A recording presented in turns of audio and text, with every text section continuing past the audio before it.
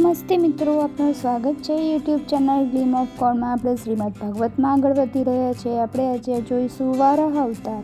શ્રી મૈત્રેયજી બોલ્યા, ત્યારબાદ બ્રહ્મા પૃથ્વીના ઉદ્ધાર માટે ભગવાન વિષ્ણુની અનેક પ્રકારે સ્તુતિ કરવા લાગ્યા. એમના ધ્યાનમાં દર્શન આપી વિષ્ણુ બોલ્યા, ચિંતા ન કરો, હું વારાહ અવતાર લઈશ અને દૈત્ય હિરણ્યાક્ષનો વધ કરી પૃથ્વી ઉપર લઈ આવીશ.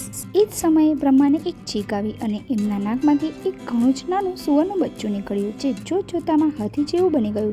આ જોઈ બ્રહ્માને ઘણું જ આશ્ચર્ય થયું. ધ્યાન કરવા પર એમને જાણ થઈ કે વિષ્ણુએ વારાહ અવતાર લીધો છે, માટે એ વારાહ અવતારની સ્તુતિ કરવા લાગ્યા. વારાહ શીઘ્ર પાતાળમાં પ્રવેશ કરી ગયા. ત્યાં એમણે સમસ્ત જીવોને આધારભૂત પૃથ્વીને જોઈ એમણે પૃથ્વીને પોતાની દાઢોમાં ઉઠાવી લીધી અને ચાલી નીકળ્યા. જળમાંથી ઉપર આવતી વખતે માર્ગમાં એમને મહાપરાક્રમી દૈત્ય હિરણ્યાક્ષે જોયા.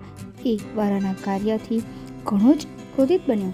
એમના કામમાં વિઘ્ન નાખવા માટે દૈત્યે ગદાથી પ્રહાર કર્યો. બંને વચ્ચે ભીષણ યુદ્ધ થયું. અંતમાં ભગવાને એને મારી નાખ્યો અને પૃથ્વી ઉપર લાવ્યા. પૃથ્વી જળમાંથી ઉપર આવી જવાથી બ્રહ્માને અપાર હર્ષ થયો. એ ભગવાનના ચરણોમાં માથું મૂકી એમની અનેક પ્રકારે સ્તુતિ કરવા લાગ્યા. પૃથ્વીને સ્થિત કરવા વશિષ્ઠ, નારદ વગેરેએ પણ વારાહની સ્તુતિ કરી. ભગવાન વારાહ અંતર્ધ્યાન થઈ ગયા પછી ઋષિમુનિઓ હવન કરવા લાગ્યા. વારાહ અવતારની કથા સાંભળ્યા બાદ વિદુરે મૈત્રેયજીને પૂછ્યું, હે મુનિવર, આ હિરણ્યાક્ષ કોણ હતો અને હિરણ્યાક્ષનો વધ કરવા માટે વિષ્ણુએ સ્વયં વારાહ અવતાર કેમ લીધો? મૈત્રેયજીએ જણાવ્યું, હિરણ્યકશ્યપુ અને હિરણ્યાક્ષ બંને ભાઈઓ પહેલા વૈકુંઠમાં જય વિજય નામના દ્વારપાલ હતા. એમની ઉપર ભગવાનની વિશેષ કૃપા હતી. ઋષિ કશ્યપજી ભગવાનના પરમ ભક્ત હતા. દિતિ અને અદિતિ એમની બે પત્નીઓ હતી. એક દિવસ કશ્યપ યજ્ઞ શાળામાં હોમની તૈયારી કરતા હતા. ત્યારે કામથી વ્યાકુળ બનેલી દીદી એમની પાસે પહોંચી અને પતિને કહેવા લાગી, મને કામ સતાવી રહ્યો છે, કૃપા કરી મને એવો વીર પુત્ર આપ જેને કોઈ જીતી ન શકે. કશ્યપજી બોલ્યા, હું તારી ઈચ્છા અવશ્ય પૂર્ણ કરીશ. ગૃહસ્થાશ્રમ એટલા માટે જ તો હોય છે. ઇન્દ્રિયોને જીતવી સરળ નથી, એટલા માટે પત્નીનો આશરો લેવો પડે છે. જપ, તપ વગેરે પણ પત્ની સંતુષ્ટ રહે તો જ સફળ બને છે. પરંતુ આ સંધ્યાનો સમય છે. આ સમયે ભૂત, પિશાચ વગેરે ફરતા હોય છે, માટે થોડો સમય શાંત રહે, પછી તારી ઈચ્છા હું પૂર્ણ કરીશ. પતિના સમજાવવા છતાં દીદી એમના વસ્ત્ર પકડી પોતાની તરફ ખેંચવા લાગી. પત્નીને કામાતુર બનેલી જોઈ કશ્યપજીએ ભાગ્યને પ્રણામ કરી એની સાથે સમાગમ કર્યો. પછી સ્નાન કરી પ્રણામ કર્યા બાદ તેઓ પરમાત્માના શુદ્ધ સ્વરૂપને ધ્યાન કરતા ગાયત્રી મંત્ર જપવા લાગ્યા. કામનો આવેગ શાંત થતાં લજ્જિત બનેલી દીદી અપરાધ ભાવ અનુભવતી મોં નીચે કરી પતિને કહેવા લાગી, હે બ્રહ્મન, ભગવાન રુદ્ર ભૂતોના સ્વામી છે. મેં એમનો અપરાધ કર્યો છે. એ મારો ગર્ભ નષ્ટ ન કરી દે. મને ગર્ભ રક્ષાનું વરદાન આપો. કશ્યપજી બોલ્યા, મેં એક મુહૂર્ત સુધી રોકાવા માટે તેને વારંવાર સમજાવતી, છતાં તું માની નહીં. મહાદેવનું અપમાન કરવાથી તારા ગર્ભથી બે અમંગળમય અને અધમ પુત્રોનો જન્મ થશે. એમાંથી એકનું નામ હિરણ્યાક્ષ અને બીજાનું નામ હિરણ્યકશ્યપ હશે. એમને કોઈ જીતી શકશે નહીં. એ પૃથ્વી, દેવતાઓ, ઋષિઓ, મનુષ્યો પર અત્યાચાર કરશે. એમનો વધ કરવા સ્વયં ભગવાન અવતાર લેશે. આ સાંભળી દીદી અત્યંત દુઃખી થઈ ગઈ. તે બોલી, હું પણ એવું ઈચ્છું છું કે મારા પુત્ર ભગવાનના હાથે મરે, જેથી એમની સદગતિ થાય. ઋષિ બોલ્યા, હે દેવી, તને તારા કર્મ ઉપર પસ્તાવો થયો છે એટલે તું દુઃખી ન થા. તારા બંને પુત્રો અત્યાચારી થશે, પણ તારો પૌત્ર દયાળુ, શીલવાન અને શાસ્ત્રોક્ત માર્ગે ચાલનારો તો ભગવાન વિષ્ણુનો પરમ ભક્ત થશે. તેનો પવિત્ર યશ ચારે દિશાઓમાં ફેલાશે અને અંતે ભગવાન એને પ્રત્યક્ષ દૈવીય દર્શન આપશે. આટલું કહી કશ્યપ મુનિ ભગવાનના ધ્યાનમાં લીન બની ગયા. મૈત્રેયજી બોલ્યા, મારા નિંદ્ય કર્મથી પેદા થયેલા પુત્રો દેવતાઓને કષ્ટ આપશે. એવી આશંકાથી અદિતિએ કશ્યપના તેજને 100 વર્ષ સુધી ગર્ભમાં ધારણ કરી રાખ્યું. એ ગર્ભના તેજથી સૂર્ય, ચંદ્ર નિસ્તેજ થવા લાગ્યા. ચારે દિશાઓમાં અંધકાર વધવા લાગ્યો. આથી દેવતાઓ ભયભીત બની બ્રહ્માજી પાસે જઈ પ્રાર્થના કરવા લાગ્યા, હે બ્રહ્મા, દીદીના ગર્ભથી અંધકાર છવાઈ ગયો છે, જેના કારણે રાત દિવસની ખબર પડતી નથી. એટલે અમારા બધા કર્મો લુપ્ત થઈ રહ્યા છે, જેથી બધા દુઃખી થઈ રહ્યા છે.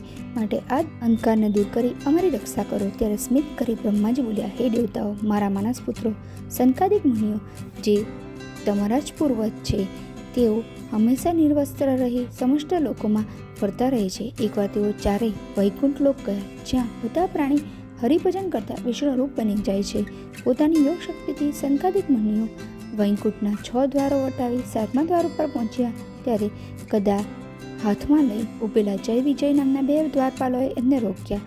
એમને વસ્ત્રહીન જોઈ અંદર જવા દીધા નહીં. ક્રોધિત બની સંકાદિક મુનિઓ બોલ્યા, વૈકુંઠમાં બધા સમદર્શી હોય છે, ત્યારે તમે આવી ભેદ દ્રષ્ટિ કેમ રાખો છો?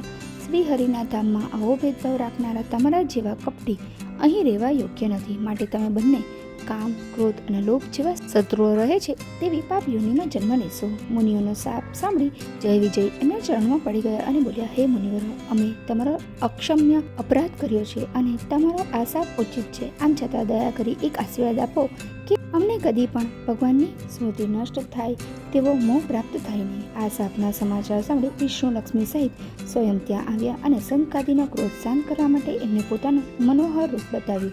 મોહિત બની એ ભગવાનને પ્રણામ કરી સ્તુતિ કરવા લાગ્યા. પ્રભુ, અમે તમને પ્રણામ કરીએ છીએ. અમે વિચાર્યા વગર તમારા પાર્ષદોને શાપ આપી દીધો છે, માટે તમને પ્રાર્થના છે કે તેમના ઉદ્ધારનો ઉપાય કરો. બ્રહ્માજી બોલ્યા. આ સાંભળી વિષ્ણુએ કહ્યું, હે મુનિગણ, મારા બંને પાર્ષદો જય વિજયે તમારો મોટો અપરાધ કર્યો છે. તમારો શાપ ઉચિત છે, માટે પશ્ચાતાપ ના કરો. ત્યારબાદ એ દ્વારપાલોને કહેવા લાગ્યા, તમે બંને 3 જન્મો સુધી અસુર બનશો. મારા પ્રત્યે વૈરવૃત્તિથી સદાય મારું સ્મરણ રહેશે અને તમારા ક્રોધ અને અહંકારને કારણે નષ્ટ થઈ તમે ફરીથી આ જ લોકમાં પરત ફરશો. ત્યારબાદ સંકાદિક મુનિઓ ભગવાનને પ્રણામ કરી ત્યાંથી પોતાના સ્થાને જતા રહ્યા. ભગવાને દ્વારપાલોને કહ્યું, તમે ધીરજ રાખો. પોતાના કર્મના દંડ બધાએ ભોગવવા પડે છે. તમે અસુર બની મારા પ્રત્યે પ્રબળ શત્રુતા રાખશો એટલે મારા હાથે જ મૃત્યુ પામી પાપ મુક્ત બની પરમધામના અધિકારી બનશો. હવે તમે અહીંથી જતા રહો. ત્યારબાદ જય વિજય તેજહીન બની વૈકુંઠી પટકાયા અને નીતિના ગર્ભમાં આવી ગયા. એટલા માટે વિશ્વમાં અહંકાર વધવા લાગ્યો છે.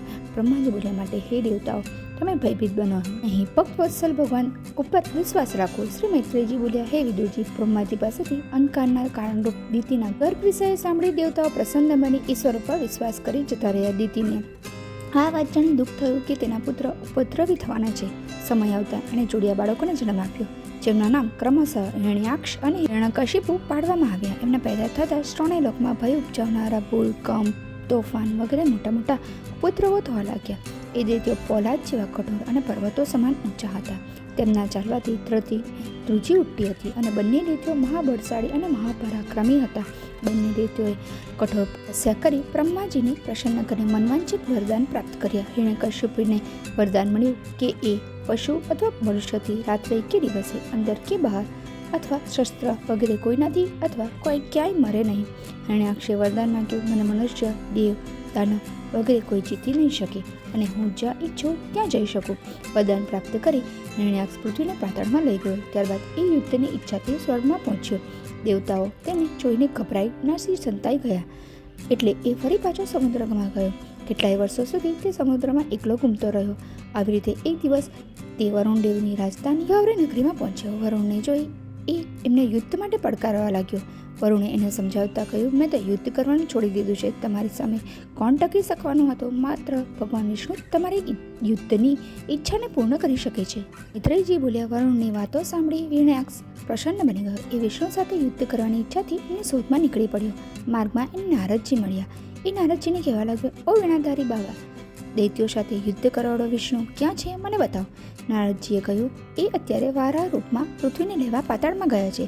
એ સાંભળી શીઘ્ર પાતાળ તરફ દોડ્યો. માર્ગમાં જ એની પૃથ્વી પોતાની દાઢો ઉપર ઊંચકીને લઈ આવતા ભગવાન શ્રી વારા મળી ગયા. એ ઉદ્દંડતા સાથે ભગવાનને યુદ્ધ કરવા પડકારવા લાગ્યો. એ વિષ્ણુ, આ પૃથ્વી ઉપર અમારા બંને ભાઈઓનો હક છે, તે પાછી મૂકી દે, નહીં તો તારું માથું ભાંગી નાખીશ. તેના આવા અહંકારયુક્ત વચનો સાંભળી ભગવાન વારાએ પૃથ્વીને જળમાં સ્થિર કરી અને બોલ્યા, હું તને શોધતો હતો દુષ્ટ. હિરણ્યાક્ષ અભિમાનથી એના ઉપર ગદા ચલાવવા લાગ્યો. કમળમાં સ્થિત બ્રહ્માજી વારારૂપ શ્રી હરિને એ દૈત્યોને શીઘ્ર વધ કરવાની પ્રાર્થના કરવા લાગ્યા. પ્રચંડ રૂપ વારા ભગવાન એ દૈત્ય સાથે ભયંકર યુદ્ધ કરવા લાગ્યા. આ યુદ્ધ જોવા બ્રહ્માજી, દેવો અને ઋષિઓ આવ્યા. ભગવાનની ગદાના પ્રચંડ પ્રહારથી એના શરીરમાંથી રક્ત વહેવા લાગ્યું. યુદ્ધ કરતાં કરતાં સંધ્યા થવા આવી. આથી દેવતાઓ ભગવાનને દૈત્યનો શીઘ્ર વધ કરવાની પ્રાર્થના કરવા લાગ્યા. ભગવાને દૈત્યને ગદા મારતા દૈત્ય પણ ગદા પ્રહાર કર્યો. ભગવાનની ગદા હાથમાંથી પડી ગઈ. ભગવાને ચક્ર ધારણ કર્યું. એનાથી ક્રોધિત બની દૈત્ય એમની ઉપર ગદાના પ્રહારો કરવા લાગ્યો. ભગવાને ચમડી લાતથી એની ગદા પાડી નાખી. એ બોલ્યા, શસ્ત્ર ઉપર વાર નથી કરતો. યુદ્ધ કરવા માંગતો હોય તો ગદા ઉઠાવો. દૈત્ય ગદા ઉઠાઈ ભાર ઉપર પ્રહાર કરવા લાગ્યો, પણ એનો કોઈ પ્રભાવ પડતો ન જોઈ એને ભગવાનના વક્ષ ઉપર મુક્કો માર્યો અને અદ્રશ્ય થઈ ગયો. પછી એ મહામાયાવી દૈત્ય શ્રી હરિ સામે અનેક પ્રકારની માયા રચવા લાગ્યો. તેણે માયાથી આંધી, તોફાન અને વરસાદની હેલી વરસાવી દીધી. માયાથી પથ્થરો અને અસ્ત્રો શસ્ત્રો શ્રી હરિ ઉપર પડવા લાગ્યા. માયાથી હજારો સૈનિકો પેદા થઈ ભગવાનને મારવા દોડ્યા. આ માયાજને માયાપતિ ભગવાને પોતાના સુદર્શન ચક્રથી કાપી નાખ્યા. એ સમયે પતિના પૂર્વકથનને યાદ કરી દીદી ધ્રુજવા લાગી. એના સ્તનોમાંથી રુધિર વહેવા લાગ્યું. પોતાની માયાજાળ નષ્ટ થઈ જતા ક્રોધિત બનેલા દૈત્યે ભગવાનને પોતાની વિશાળ પોલાદી ભુજાઓમાં પીસી નાખ્યા. એ વખતે ભગવાને તેના કાન ઉપર જોરથી મુક્કો માર્યો. મુક્કાના એક જ પ્રહારથી તે દૈત્ય જમીન પર પડી ગયો અને એનું તત્કાળ મૃત્યુ થઈ ગયું. દૈત્યનું મૃત્યુ થતાં હર્ષ પામી બ્રહ્મા વગેરે દેવતાઓ ભગવાનની સ્તુતિ કરવા લાગ્યા. મૈત્રેયજીની આ કથા સાંભળી વિદુરજી એટલા આનંદમંદ બની ગયા કે એમને પોતાના શરીરની સૂધ પણ રહી નહીં. આ છે હિરણ્યાક્ષવધની કથા. બાકીનું આવતીકાલે જોઈશું. જય શ્રી કૃષ્ણ.